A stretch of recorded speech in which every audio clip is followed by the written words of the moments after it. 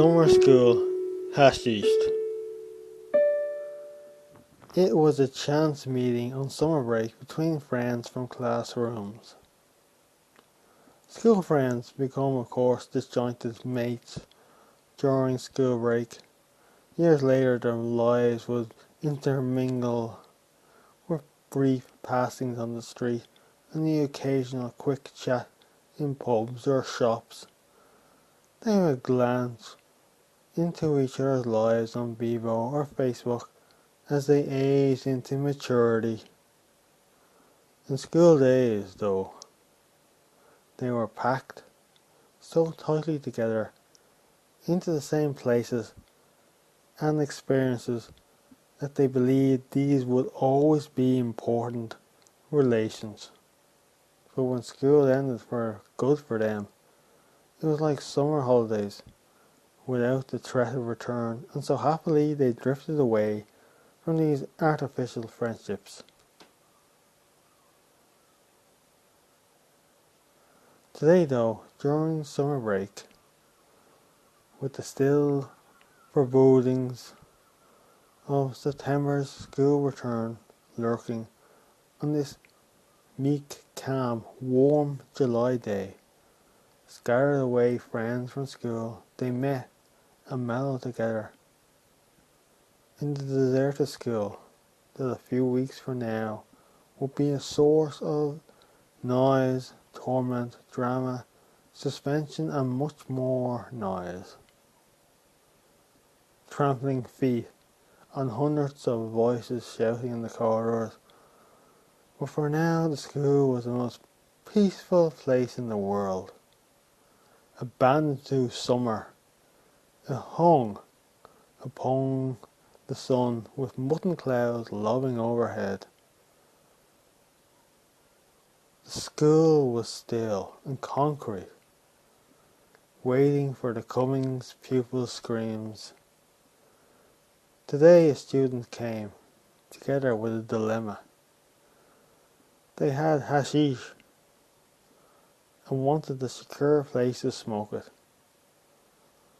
The warmth of the day felt like it could be endless.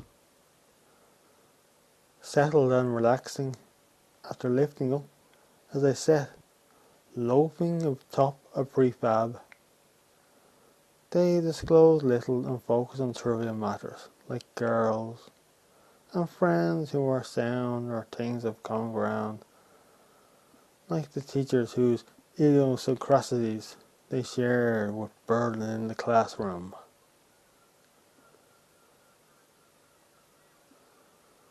They are all the while inhibited by negative opinions that might re-emerge when back in the restraints of school life.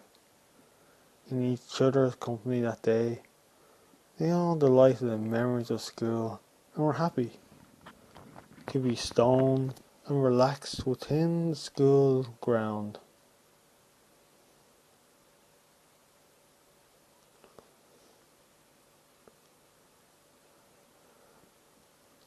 School with no teachers, no uniforms, no conformity, no noisy shouts out in the yard, just a blank staring concrete. With a silent blue sky above, dotted with roaming white puffs, lingering warm, soporific air as the spliffs got passed around.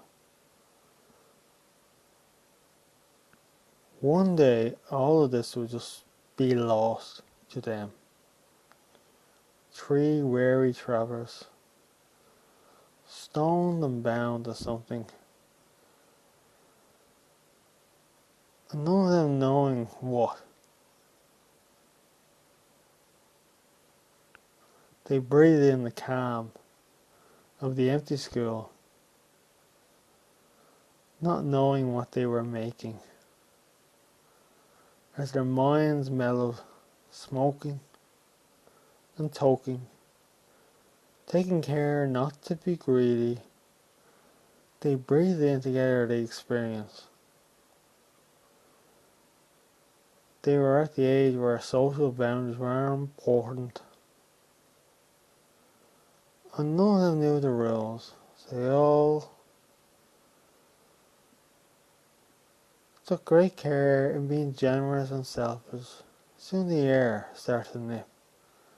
Simultaneous dinners, sweat, dances of scent across from nearby housing estates, a signalling response from respectable Ireland's collective dinner time.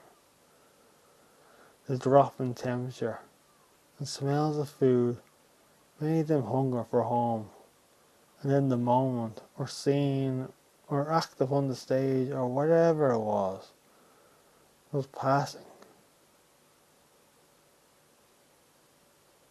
Together they dismantled from the wall,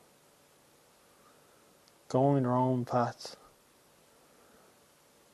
Happy they survived the social occasion without exposing frailties within themselves, for it was a forced friendship of circumstance,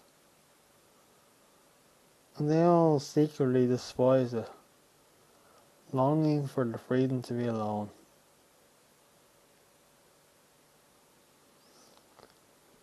They liked each other a lot more in later years when their relationship was non-judgmental, briskly based on momentary memories. He, Kebab, alone, exited the school, stoned and alone, happy to have bonded and left free. He was free of them, free of conversation, free of conformity, free of the schoolyard, free of others' thoughts about him. He rolled home like a wave at sea, left me in for nowhere. 6 more weeks till school term begins again, and the whole evening ahead to himself stoned. Its endless self he felt. Years later, jobless, childless, lifeless. I loved that moment. School during summer holidays. During the school break. I thought that evening I'd be with that event forever. But only because he, who was me, was thankful it was gone and would be and never could happen again. I miss the past, but I'm glad it's past. So said the sailor to the soldier as they went out to sea. Life is a strange thing that deserves to be lived.